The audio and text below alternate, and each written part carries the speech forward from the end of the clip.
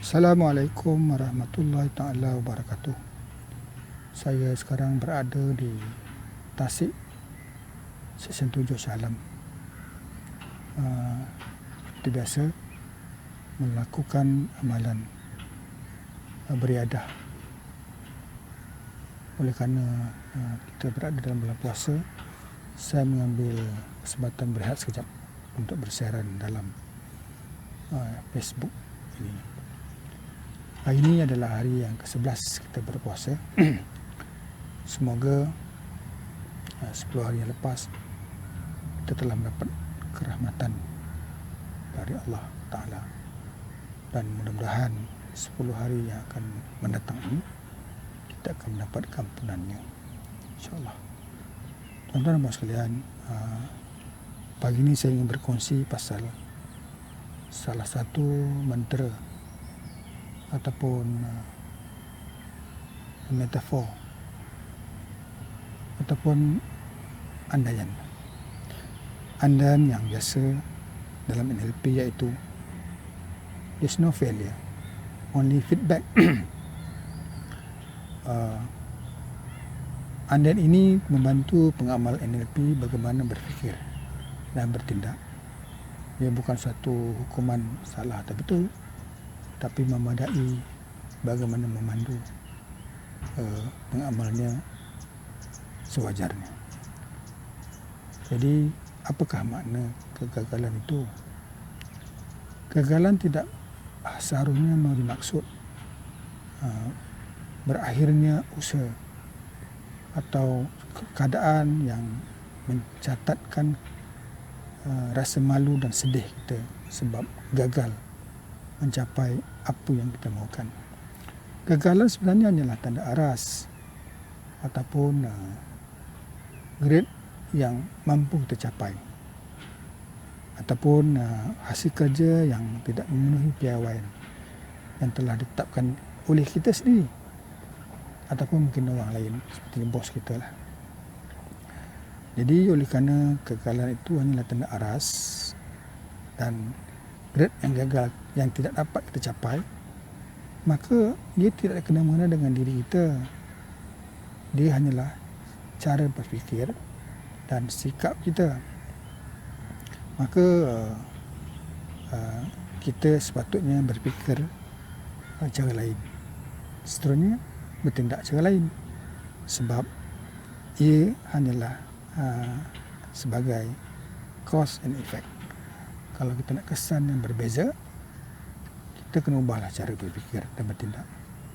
Selagi itu berfikir, bertindak seperti itu, maka itulah kesannya. Tuan-tuan dan puan sekalian, banyak teladan tentang kegagalan ini. Bagaimana orang berjaya mencatat kejayaan hanya selepas melalui berapa kesulitan, maka jatuh dan terus bangun. Tidak peduli, terus berusaha mencapai apa yang telah mereka usahakan. Misalnya Colonel Sanders, pengasas Kentucky Fried Chicken. Tuan-tuan tahu berapa kali dia telah melakukan percubaan.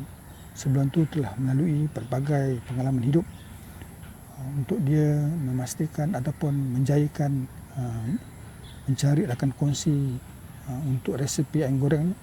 Dia telah melakukan 1009 kali pertemuan dan percubaan, sehinggalah dia berjaya mencatat satu jenama antarabangsa walaupun berumur 88 tahun. Begitu juga macam Sir Thomas Edison, bagaimana dia berjaya mencipta lampu hanya selepas melalui 2000 kali percubaan.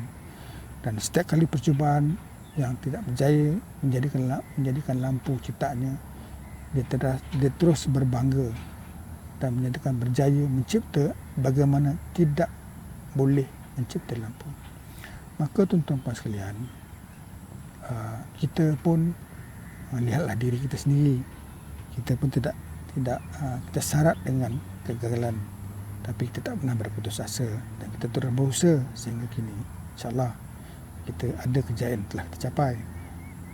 Sebab kita ni, saya melihat ketentuan bagaimana kita menerima dan berusaha. menyempurnakan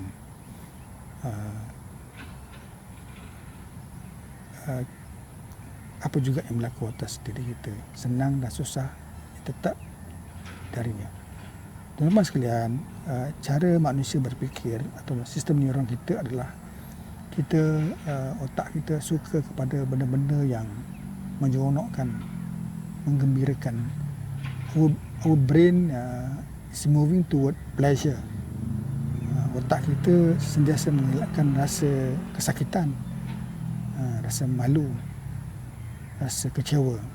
Maka kenapa kita perlu mentarikan bila tidak berjaya mencapai apa misi kita ataupun tidak berjaya mencatat piawaian ataupun tanda aras yang kita tentukan atau orang lain tentukan, kita rasa kecewa dan malu. Kalau itu kaedahnya, otak kita mula berfikir berbeza. Maka seharusnya setiap kali ketidakcapaian tanda aras ataupun grade, kita harus mentafsirkan satu kejayaan. Kejayaan, bagaimana kita menemukan apa yang menyebabkan kita tidak berjaya.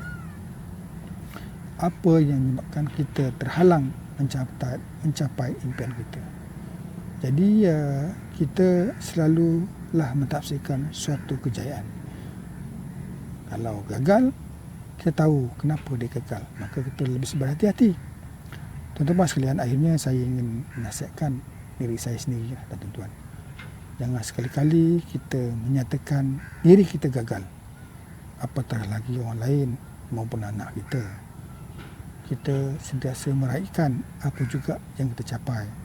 Semoga ia menjadi satu maklum balas yang berguna. Seterusnya kita boleh berusaha dan memastikan kita mencatat kejayaan yang lebih baik lagi. Maka menyatakan kita, orang lain dan anak-anak gagal sebenarnya tidak wajar. Sebab tiada kegagalan, ia hanyalah maklum balas.